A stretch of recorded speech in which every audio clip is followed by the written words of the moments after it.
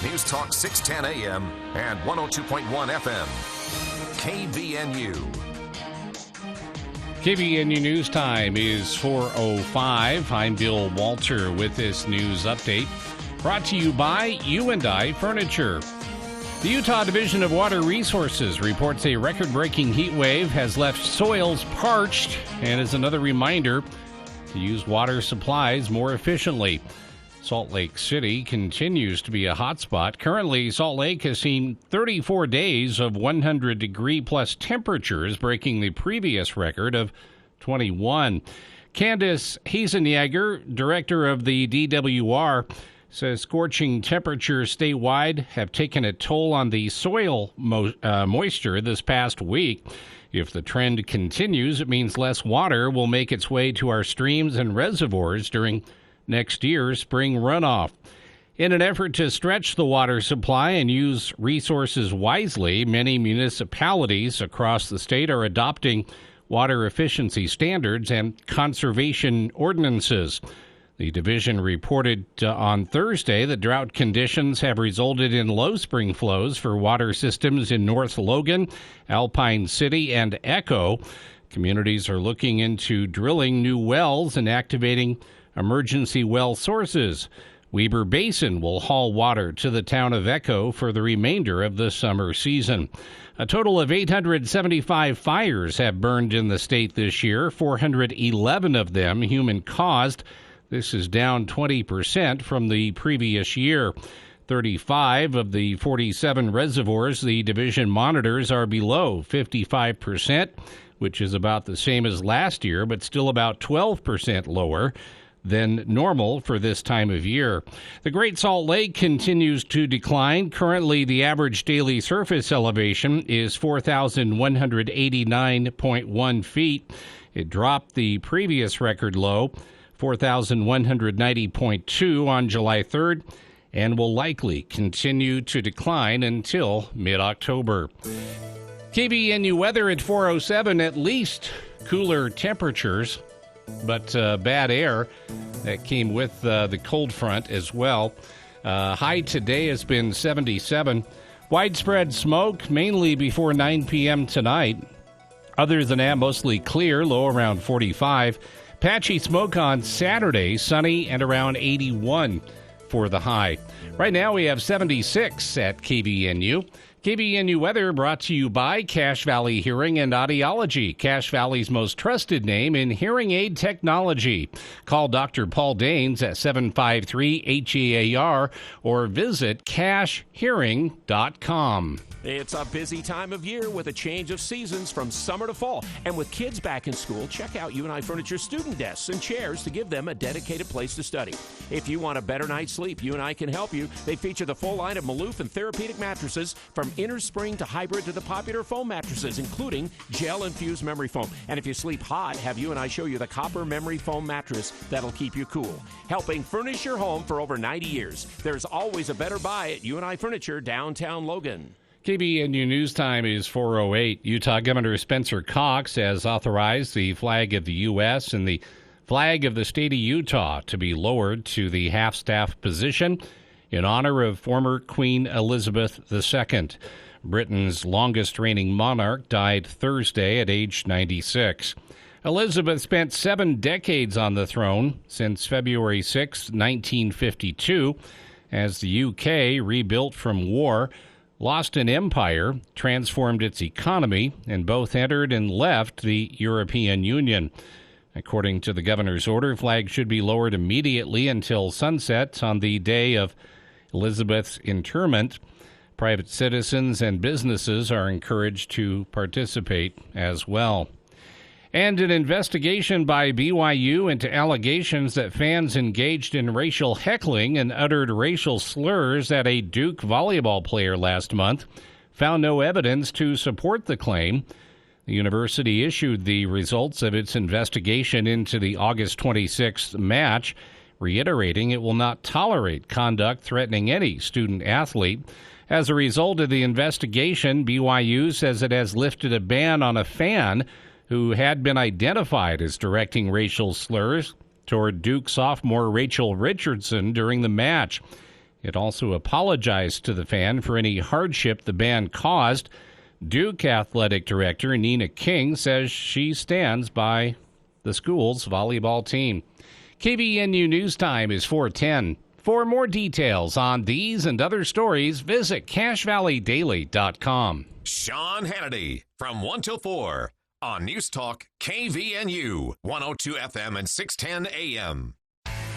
Aggie game days are our favorite days. Get game day ready with the Stop by Locker 42. Aggie fans can find yourself a new t-shirt, long or short sleeve in just your size. You'll be looking good in a new Aggie hat. Pick one out from the dozens of designs on Locker 42's wall of hats. Aggie t-shirts, sweatshirts, hoodies, and jackets, always ready for game day. Shop either Locker 42 location, 1430 North Main next to Little Caesars, and the flagship store downtown at 36 South Main. Finding, interviewing, and hiring. One of the most difficult things a business can do. The Cache Valley Media Group can help. If you need employees now or in the near future, plan to participate in the Cache Valley Media Group Job Fair Thursday, September 22nd at Castle Manor in Hyde Park from 11 a.m. till 6 p.m. Don't miss this opportunity to talk to hundreds of potential employees looking for work or wanting to change their careers. Call 752-1390 or go to CacheValleyMediaGroup.com. That's CacheValleyMediaGroup.com to get involved Thursday, September 22nd at the Job Fair at Castle Manor in Hyde Park. Presented by Cache Valley Media Group. This message is for Shauna, my mom, who just finished her high school diploma. I wanted to say I'm so proud of you for finishing school. You taught me it's never too late to achieve your dreams. I hope to make you as proud as you have made me. When you graduate, they graduate. Finish your high school diploma for you and for them. Visit finishyourdiploma.org to find free and supportive adult education centers near you. Brought to you by the Dollar General Literacy Foundation and the Ad Council. For the people. We are waiting with bated breath for news from the Cache Republican Party meeting an executive committee tonight. With Jason Williams. And I'm really excited about this next segment. We have two guests here in studio. We're going to talk about something that we've talked about many times here on the show, but from a bit of a different angle. Weekday afternoons from 4 till 6 on News Talk KVNU, 610 AM and 102 FM.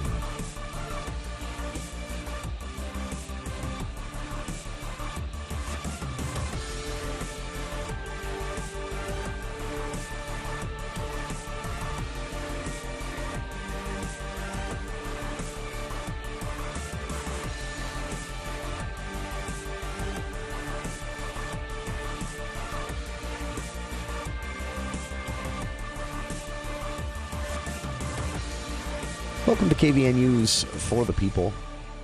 I'm Jason Williams. Bill Walter here in the studio as well. Andy Morgan coming up in a bit for the For the People movie show. It is Friday. If he can find the building. September 9th. It's pretty hazy out there. Pretty smoky out there. Do you know where it's coming from? Several people have asked me, and I haven't had a chance to look today. I haven't looked up the official information, but I think because we had a cold front that came through, knocked our temperatures down. Yeah. That's nice. But it was fall-like this morning. Yeah, it's only 76 right now as opposed to 96 a couple days ago. But I think it's out of that flow. I think it's out of the northwest.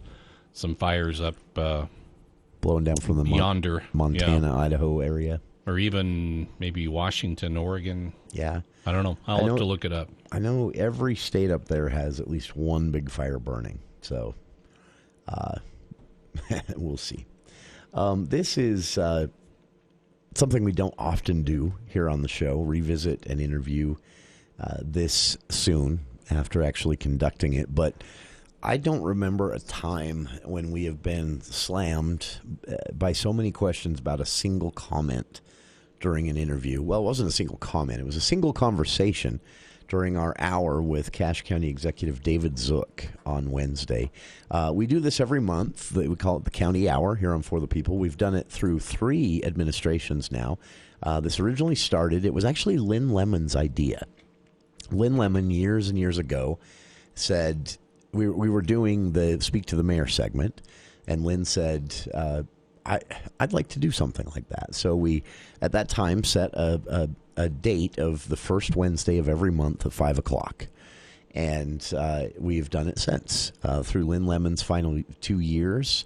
as county executive through Craig Butter's entire term as county executive, though schedule-wise we missed quite a few with him, but we did it regularly throughout his entire time as county executive, and now so far into David Zook's time as county executive. So I don't remember a time ever that we always get some feedback, or we always get some questions, or usually questions for clarification. This was said, was any more said? Can you clarify it all more what they meant? That's usually what I hear from listeners when we do an hour-long interview like that. But on Wednesday's show, David Zook made an announcement on the show that since then, in fact, I have not received anything in our inbox not related to this, and it wasn't controversial. These are messages that I would describe as excited messages, happy messages, but a lot of questions about what was said. So word got around very quickly on this. The segment was about halfway through the hour. If you want to listen to the full hour, you can do so via our podcast. Just a quick Google search for KVNU's For the People Podcastics, the service we use for our podcasting. Will take you there. You can subscribe and never miss an episode, but you can listen to Wednesday's entire show, which I would recommend because Zook also talked about the importance of open space and how the open space bond initiative would work if approved by voters in November. He also talked about road construction, some upcoming changes to the way the county is doing things on that front. So a lot of important stuff discussed, but about halfway through the interview, and Bill and I were quick to chime in on this one, but about halfway through the interview, we had an announcement from David Zook that we were talking about task forces. We were describing his use of task forces, which is something that used to happen a lot, stopped for a couple decades, and now is back. It's a good way for research to be done, for the county to understand certain challenges. And like audits that were also absent for a couple of decades and are now back, they can also increase transparency and accountability. Zook has convened task forces on the suicide problem here in Cache Valley, what could be done, what are some of the issues where the county could help, where the health department could help more. He also convened a task force on the housing situation, which led to, frankly, an amazing presentation, which was done at Riverwoods Conference Center with developers, homeless nonprofits, university researchers, members of the media, members of the public, all there. Open invitation on that one. That report, by the way, both reports you can still download at the county website. So we're talking about that. We're talking about task forces and why he's fond of them. And he announced that he is going to be convening another one. And this one specifically to deal with gas prices, but not just gas prices overall. Because, outside of the most partisan circles, gas prices are driven by a lot of different factors, and it will surprise everyone whether the president is Donald Trump, Ronald Reagan, Barack Obama, Joe Biden. The president doesn't actually get to decide that, nor does the county executive or the county council or the state legislature. They can do things to help. The legislature actually considered, dropping the state's portion, which is the largest portion of the gas tax you pay for every gallon you fill up with. But then they decided not to. They need that money, want that money, so they didn't drop it. Specifically, what Zook is talking about is the inequities in gas prices from region to region here in northern Utah. And the specific example given, which is something you can still see today, I actually made the drive to check before today's show, knowing we were going to re-air his comments for those who'd asked and missed it on Wednesday. 50 cents cheaper 12 miles away in Perry. 50 cents per gallon. And David said on Wednesday, I'm not pointing the finger. I don't know what the cause is. I want a task force put together to figure this out because it's something that we've seen throughout our lifetimes. Usually it's 10, 20 cents. 50. Yeah, sometimes it's, it's not worth making the drive over the hill because you spend more money to get down there. Yeah, for the 12-mile trip each way, yeah. It's usually 10, 20 cents. I just put it in the back of my mind and move on with my life. 50 cents, though, 50-cent difference, I'm making the drive. And Zook wants to put a task force together to figure out why this happens. And he was very careful on Wednesday. He said we might find that there is a reason we can't do anything about it. It might be an industry thing. Maybe it's some statute somewhere or even federal law that isn't obvious that leads to like a surcharge if you drive through a highly trafficked canyon with flammable liquids. It could be, I mean, there could be legitimate reasons. It could also be that it just started to happen and everyone got away with it and it just kept happening for a generation. So Zook said he wants a task force. He's spoken with Maverick Incorporated. He's spoken with the state Consumer Financial Protection representatives with the state, or excuse me, Consumer Protection representatives with the State Consumer Protection Bureau. He's spoken with other members of the fuel transportation and trucking industry. He said he's got a lot of people that are interested in being involved in this, and he's always open to public suggestions as well. But listeners who either caught a bit of that or heard about it at the water cooler on Thursday the next day, or heard just a little bit from a neighbor or friend, wanted to know exactly what was said. So we'll be getting to those comments separated from the full interview later on here in the show. So it's been in Utah politics a very campaign-oriented week. So I just want to throw this out for listeners who are interested in following this type of thing as we enter September and October. The campaigns, local and otherwise, are going to start heating back up. So we had this week polls released by both Mike Lee and Evan McMullen. Lee releasing an internal poll showing him 18 points ahead. I don't know about that. McMullen releasing an internal poll showing him 1 point ahead. Seems more realistic, but also internal polls, they only release the ones that make them look good. So that might mean that McMullen is actually 10 points behind. I'm not saying they predict anything. I'm saying the stories and the way the polls were conducted were interesting. So check those out. Talked about it a little bit with Charlie yesterday, who actually drove down to be a part of it. Evan McMullen held a big rally in Salt Lake, and it got feisty. Former RNC Chair Michael Steele spoke. Former Congressman and longtime state senator Ben McAdams spoke in favor of, in support of McMullen. And then McMullen himself, of course, spoke, and they pulled no punches. It made a lot of headlines. And it also appears to have gotten under the skin a bit of the Lee campaign. They've fired some shots back. That's in the headlines. I've linked to those on our Facebook page. BYU today, if you followed this story, some controversy around BYU in a volleyball game. Unfortunate stuff led to some schools actually canceling their matches with BYU for the time being. So the statements said, but from all the schools who decided to do this, we don't want our players subjected to this. It all centers around a volleyball player from Duke University who says while she was playing, there was someone in the fan base, in the stands, who she described as an adult, so I assume not a student, who was shouting racial slurs, the N-word and more, at her. She's black, as she was serving. She reported it to her coach. The coach reported it to security. Security sent a police officer who was there at the arena where this was happening in Provo over and had them stand in the crowd, at which point the behavior stopped, obviously. And BYU launched an investigation. Word out today is from BYU, short version of their statement. They couldn't find video or audio of this. The Duke players say they saw it and heard it. The Duke coach says she believes her players. And BYU says, we investigated. We couldn't isolate the audio enough on the video or the audio to hear any comments at all. So they were unable to prove that this happened. And so their statement concluded basically that at this point they can't justify the lifetime ban on the fan that was at the center of all this. So they've lifted that ban. The fan will be allowed at BYU sporting events going forward. Duke University responded with their own statement today saying, well, basically not even mentioning BYU's investigation or the statement, saying we have confidence that our players have both the character and the coolness of head to not bring this to anyone's attention unless there was a real issue.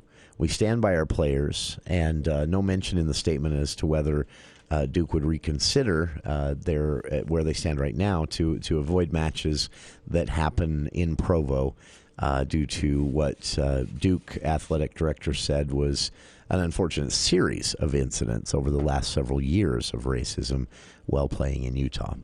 So that's where things stand on that. Final political headline to get to and point everyone to today. Inside baseball, but it is interesting because it raises a constitutional question and it is something the legislature may have to take up. It all involves Representative Joel Ferry.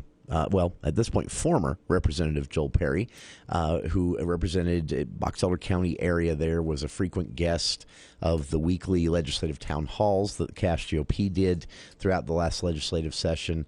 Nice guy, very smart guy. He's been tapped by Governor Cox to head up the Department of Natural Resources.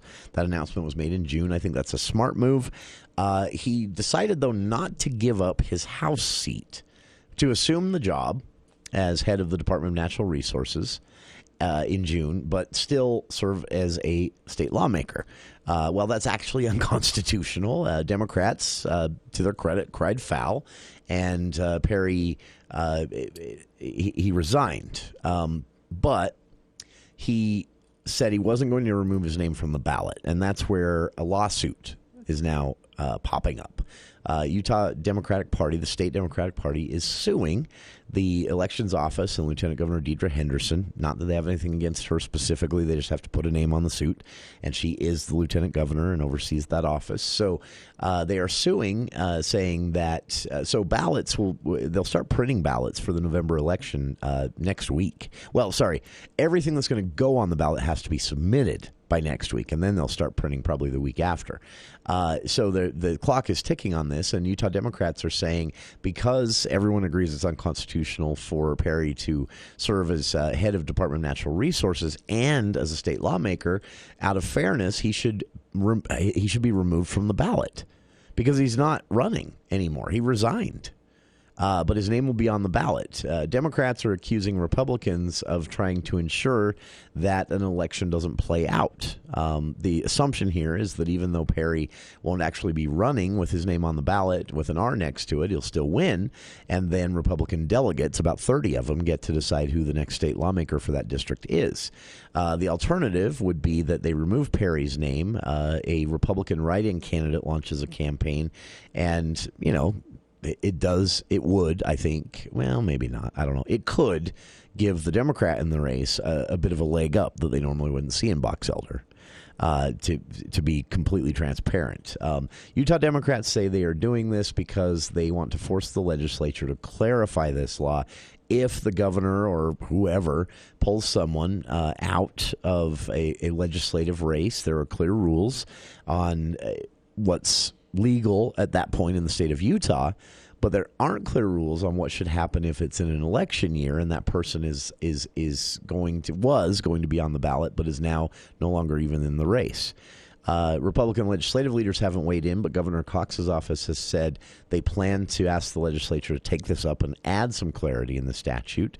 Lieutenant Governor Deidre Henderson said that right now, this lawsuit could change things as it heads to court early next week. But Lieutenant Governor Deidre Henderson so far has said that the elections office will not remove Ferry's name from the ballot, politely declining to do so, saying only that there is no state law that compels them to do so. I don't know. We'll be back right after this. Ready to experience a new level of local transit? Well, with the new CDTD app, it's super simple for you to plan your trip to a T. With our interactive map, you can view bus stops closest to your location with real-time arrival information. You can mark your favorite stops, get alerts, set reminders, and much more. So, whether you're a seasoned pro or it's your first ride, get moving today with the new CDTD app. Your 401k is likely one of your most important assets, but it's only one part of a comprehensive retirement strategy. Edward Jones can help you understand how your retirement assets fit into your entire retirement picture, so you work toward your unique retirement goals. Contact one of the 7 offices of Edward Jones in Cache Valley, or go to edwardjones.com. Edward Jones, making sense of investing. Member SIPC. Hi, Hi, I'm Dr. Anita Chandra with today's tip for kids from the American Academy of Pediatrics. Helmets are important for every bike ride, no matter how short. Did you know helmets are also important to wear when skateboarding, inline skating, or riding a scooter? A helmet can protect against a skull fracture or other facial injuries. Look for a helmet that fits correctly and that's certified for safety. Make sure you and your child wear a helmet every time. For more, visit healthychildren.org or talk with your pediatrician.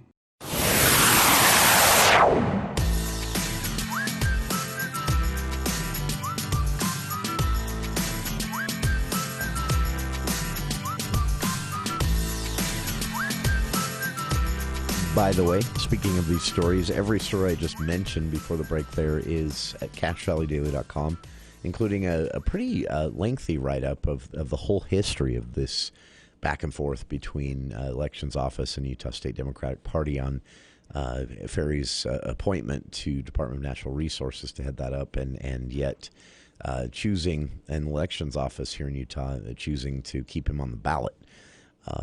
I see where Utah Democrats are coming from. They're not being completely upfront themselves. The reason they care is, well, I shouldn't say that. They might care just because, really they're asking the state to do the right thing. And the governor's office and lieutenant governor's office are saying, literally saying, well, law doesn't force us to do the right thing. In this case, we're not going to. If Joel Ferry's name stays on the ballot, he's likely to win. Most people just look for the R and check the box. And I would wager, unfortunately, that some people will cast a vote for Joel, not realizing he's no longer actually in the race, that he's not going to be in the legislature. He's resigned. But his name will be on the ballot, so the Republican will win. And then about 30 county delegates will get to pick the next state lawmaker, rather than it being a special election with an actual vote, or it being a situation where a Republican mounts a write-in campaign right now to try and win that race. And yes, it would probably give more of a leg up to the Democratic candidate in that race than would normally exist in Box Elder County. So, in the sense of transparency, I think that has to be included in the conversation. But at the same time, what the Utah Democratic Party is asking the state to do is actually the right thing to do. The guy's not running. He's resigned. It was unconstitutional for him, state constitution we're talking about here too, to try and serve both positions. So he resigned. The Utah Democratic Party is simply asking for his name to be removed from the ballot before it's sent off to the printers late next week. And the elections office and the lieutenant governor are saying, well, we don't have to do that, so we're not going to. So the lawsuit is to deal with the immediate, the overall brouhaha, which the governor actually concedes. Governor Cox said his office will be asking the legislature to add some clarity in statute on this one, so that there's a clear timeline that does compel future elections offices. If a person is appointed by a governor, for example, and resigns their office to be constitutional, and then it was going to be on the ballot, maybe there's a threshold where if this happens soon enough, the name's automatically removed from the ballot. That would be the fairer way to go about this, but it is not clearly defined in state law at this point. So the lieutenant governor's office said in a statement, again, they didn't say Utah Democratic Party's request was unreasonable or wrong. They just said statute doesn't force us to do that, so we're not going to. This resigned lawmaker will still be on the ballot for people to vote for in November. It's unfortunate. But again, the full story with some great history of how this all sort of came about. And the really unfortunate thing about it, I think, is that the trying to preserve a House seat, which, really, come on. For the Republicans, even if your worst case scenario situation came about and a Democrat won that one House district in Box Elder, they're likely not to win again 2 years from now. And at the same time, it ain't going to change a thing in the House. One more seat for the Democrats. They're still about 30 seats from a majority. And the reason I point that out is that it's now headed to court. The Democrats have filed a federal lawsuit in this to challenge Joel Ferry's name appearing on the ballot in November, and they're likely to win. And the really unfortunate thing is it all overshadows Ferry's appointment. Honestly, I think Joel Ferry's appointment to head up the Department of Natural Resources is a huge deal. It's the first time in a long time that's been someone outside of the metropolitan area. Someone from a rural area, someone who Ferry has his roots in dairy farming and agriculture, and I think that's huge. And unfortunately, we're all talking about this instead, and it is a big deal. We're talking constitutional questions and statute as it pertains to ballots, and that's important. I'm just saying, I think the governor would have been smarter to instruct the lieutenant governor to nod and agree on this one and say Democrats have a point and remove his name from the ballot, and then talk about the monumental nature of his appointment in the first place to the Department of Natural Resources. But that's me, and politics can be very silly. Check it out. I've linked to the story on our Facebook page. We'll be back with more of KVNU's For the People right after the news with KVNU's Bill Walter.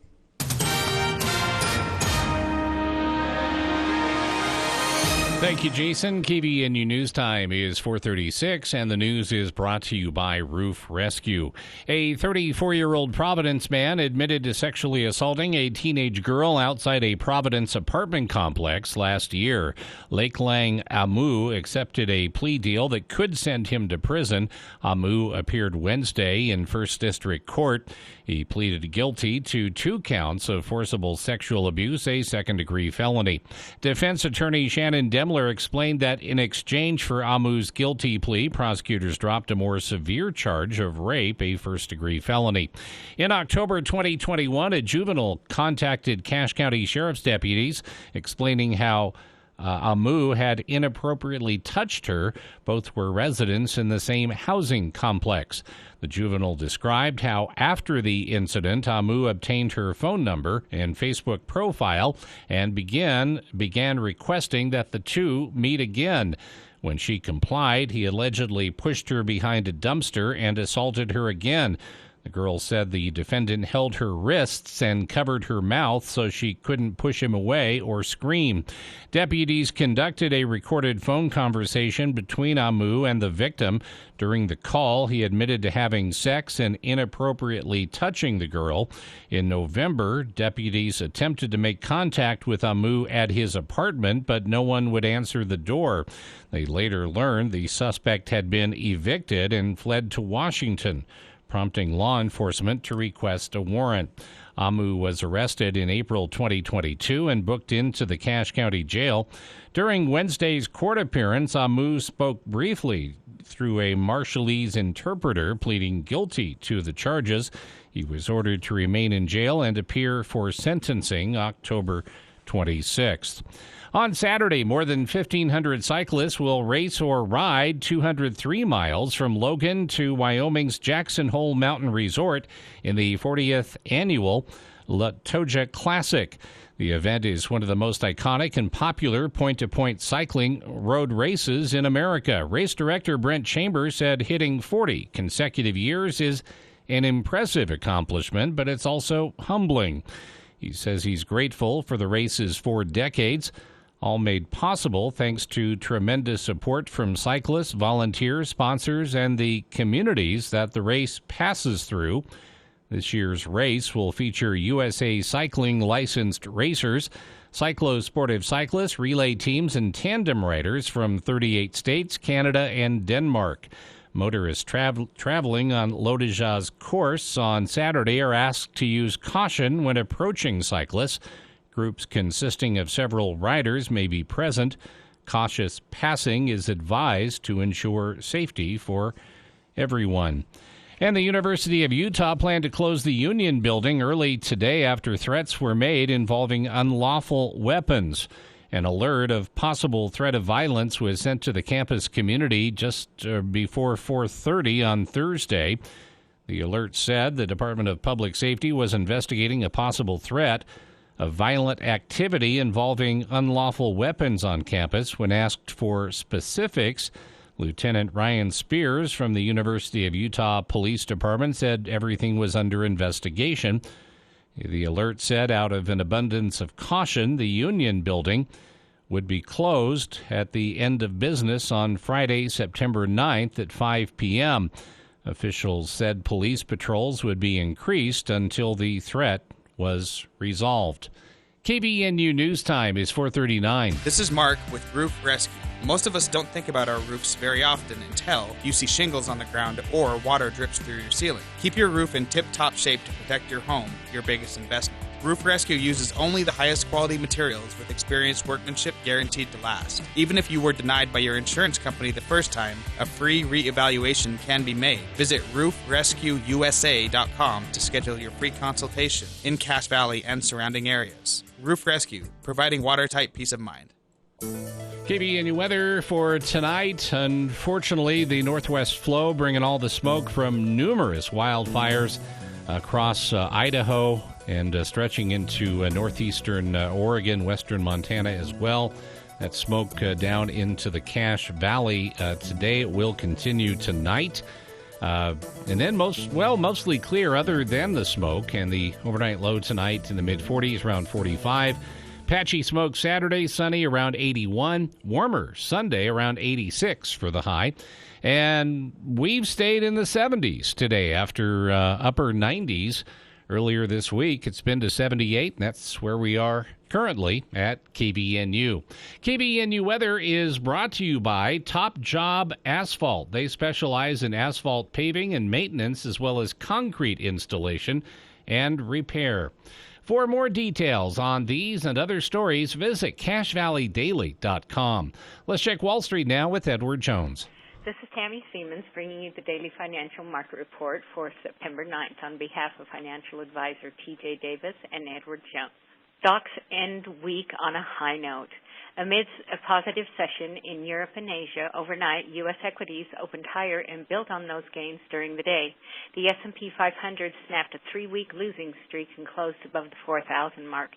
An unexpected moderation in Chinese inflation data to 2.5% in August from 2.7% previously, and an easing in European natural gas prices helped lift investor sentiment. Oil rose 3%, though it still declined for the week, helping support the peak inflation narrative, consistent with the market's positive tone. Cyclical sectors and growth stocks outperformed, while defensive sectors lagged. The 10-year Treasury yield was little changed at 3.32%. The Dow closed up 377 points at 32,152. The Nasdaq closed up at 250 points at 12,112. The S&P 500 closed up 61 points at 4,067. The price of crude oil was up $2.80 at $86.34, and the spot price of gold was up $7.10 to $1,727.30. Stocks of local interest. Thermo Fisher was up $2.84 at $569.40. Zions Bancorp was up 41 cents at $58.67. Autoliv was up $1.34 at $75.66. Northrop Grumman was up $1.68 at $491.41. Home Depot was down 13 cents at $299.77. Lowe's Companies was up $1.27 at $205.65. This has been today's Financial Market Report, Stocks of Local Interest, brought to you on behalf of Edward Jones, member SIPC, and financial advisor T.J. Davis, serving individual investors with personalized attention and financial advice at 575 East, 1400 North, Suite 150, North Logan. If you would like additional information, please contact our office at 435-753-0153 or any of the 7 local branches located in Providence, Logan, and Smithfield. Hi, this is Drew Allen with Allen Mortuaries. Over the years, thousands of families have planned ahead with Allen Mortuaries. Planning ahead helps you make informed and thoughtful decisions. It also spares your family the stress of making these decisions under the pressure of time and strong emotions. Allen Mortuaries' secure pre-need trust plan can save you nearly 40% versus other plans. Keep it simple, safe, and secure. Go with the proven choice, Allen Mortuaries. Voted best funeral home in Cache Valley in northern Utah. Allen Mortuaries. Then, now, always. Hey, get prepared for the hunting season. Did you remember to bring your hunting gear, your sleeping bags, and coats into Mount Logan Laundry? With their 55 and 80-pound washers and dryers, they can do any job. And while you're at it, bring in the comforters and blankets and get ready for the colder months ahead. Try Mount Logan Laundry. For a few quarters, you can use their large-capacity washers and dryers and be done in no time. Free Wi-Fi and drop-off service. They're at the corner of 5th East and 9th North in Logan, or in Brigham on the corner of 1st East and 7th South. Mount Logan Laundry really is the cleanest spot in town.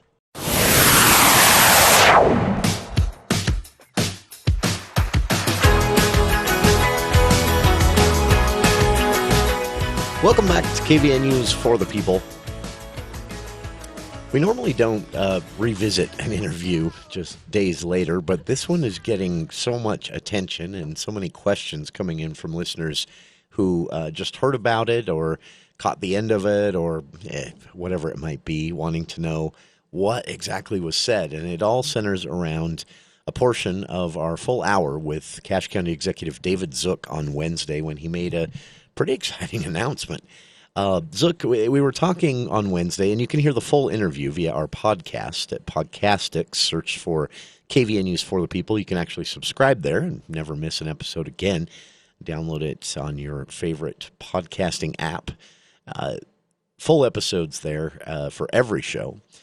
But coming up here, just a clip of this part of the discussion. We talked about a lot of things on Wednesday with Mr. Zook. We talked about the upcoming open space bond initiative question that will be on the ballot and what that might mean for preserving open space in Cache Valley before it's too late to do so, before the development and growth gets to the point where, like Syracuse, you're scrambling and paying 3 times as much to find open space after it's gone and open it back up.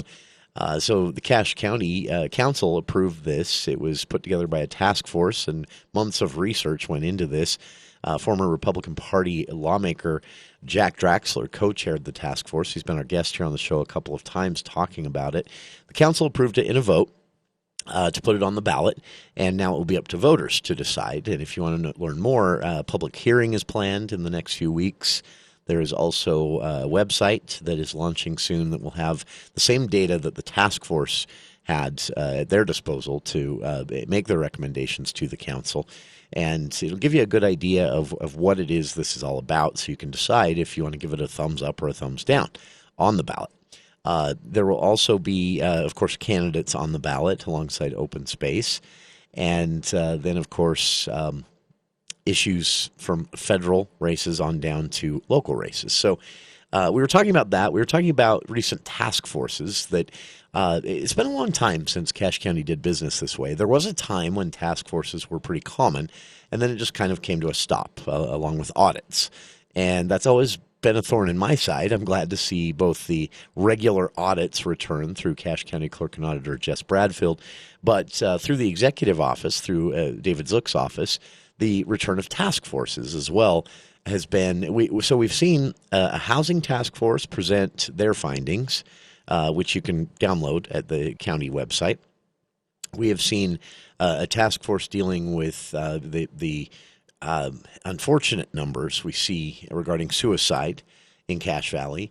And Wednesday on the show, Zook announced a new task force. And again, it's getting a lot of attention. In fact, it's been years since we got this many questions on a single interview from listeners. Listeners, again, who missed the interview, who wanted to know more, who had heard something from a friend who heard the interview as we broadcast it live on Wednesday and wanted more information. And I can summarize most of them of saying, is this really going to happen? And yes, it is really going to happen. And it is pretty exciting, even though It's, for some, probably a minor thing. It's something that has bugged me my entire life. And it centers around the fact that you can make a 12-mile drive through Sardine Canyon to Brigham City or Perry and pay 50 cents less for gas per gallon right now. I checked today. 50 cents less per gallon for a 12-mile drive.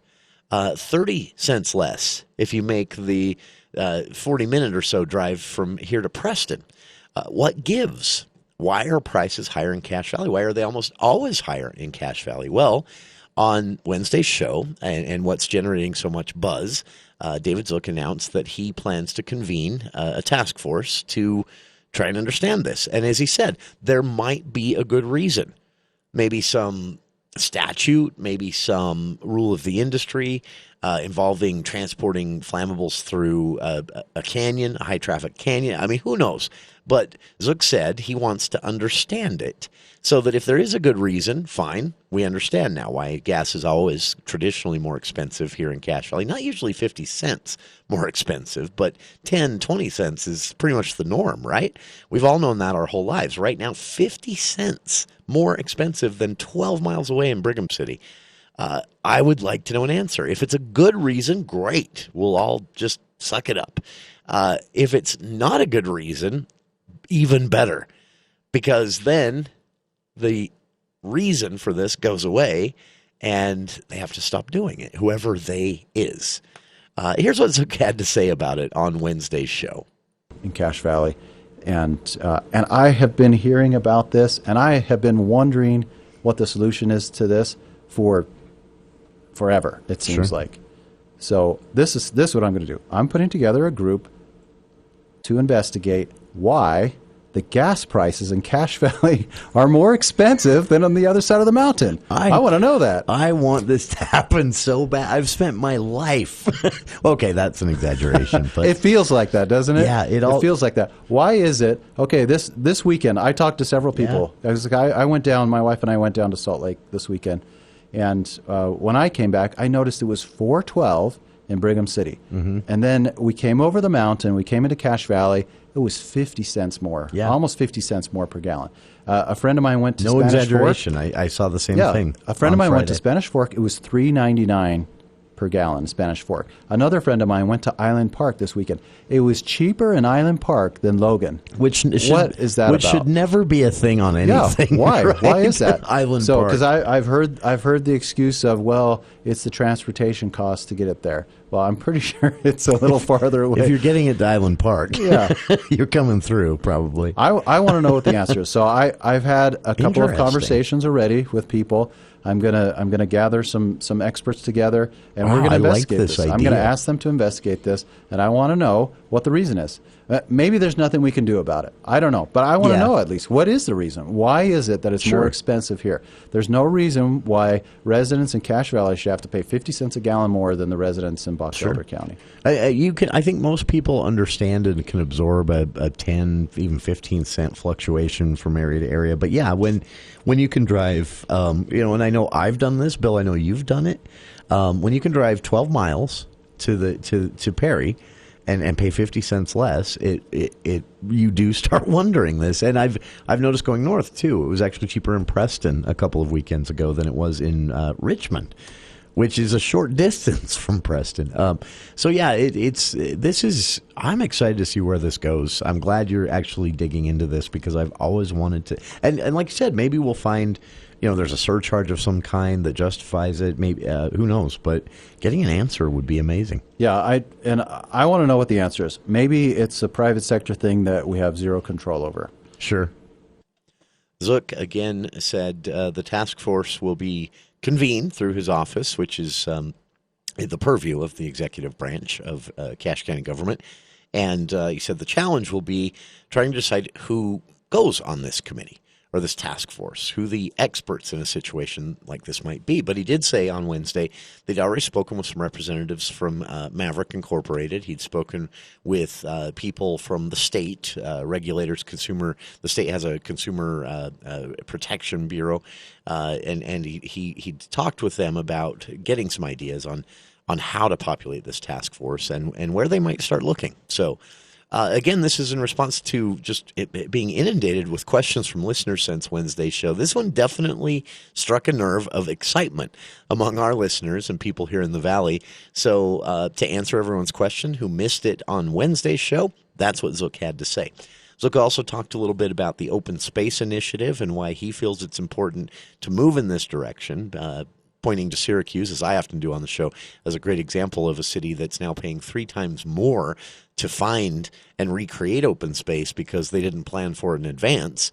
Cache County has an opportunity, Zook said, to avoid that very dilemma by preserving the open space now, but without this bond, it wouldn't be possible. So he hopes voters approve it. The council thought it was a good idea, too, enough to put it on the ballot at least, and now it's up to voters. If you'd like to know more about the Open Space Initiative or hear Zook's full comments, grab the podcast, KVNU's For the People, via the Podcastic service. You can subscribe there. Also, watch for a website and some announcements on public hearings on that Open Space Initiative, which should be out from the county in the coming week. We'll be back with more of KVNU's For the People right after this. Dr. Josh Redd, chiropractic physician, explains how Red River Health and Wellness can help you. If you have low thyroid and you're taking thyroid medication, the biggest question you should ask yourself is what's causing my low thyroid specifically? If you don't know the answer to that question, it's important to call us. At Red River, we identified triggers that will cause the low thyroid to begin with. One of the most common causes of low thyroid is a disease called Hashimoto's disease. This is an autoimmune disease that is a lot more complicated than just a primary thyroid issue. This is why people will be on thyroid hormone but still feel little to no improvement because nothing's being done to address the bigger, more complicated problem, which is Hashimoto's. If you have low thyroid or you have an autoimmune disease and you're on medication and still don't feel well, call Red River. Schedule your appointment today at 855-55-RIVER. Red River Health and Wellness with offices in Logan, South Jordan, Springville, and St. George. Call Red River today. Boys and Girls Club of Northern Utah invites you to form a team and play in their second annual Scramble for the Structure Golf Tournament. It's set for October 3rd, 10 a.m. at the Logan Golf and Country Club. The $1,000 foursome fee includes golf, cart, and prime rib lunch after. All proceeds go towards creating a new Boys and Girls Club structure in Cache County. Contact the club in Brigham City or call Jenny Schultz at 435-723-6224. That's the Boys and Girls Club Scramble for the Structure Golf Tournament, October 3rd. Cache Valley Hearing and Audiology would like to thank you for voting them Best Audiologist 2 years running in the Best of Northern Utah contest. Schedule a free hearing evaluation with Dr. Paul Daines by calling 753-HEAR or visit cachehearing.com. Bring back what you've been missing. Bring back Cache Valley Hearing and Audiology. Guess which energy source is truly the cleanest for the environment, is affordable, abundant, and is ready right now to do what all the other clean energy sources hope to do someday? It's propane. Yes, propane. To learn more about what propane can do for you, check out The State of Energy right here, Saturday mornings at 6:30. Also, the propane industry is set to grow by $50 billion over the next 5 years. Go to findapropanejob.com.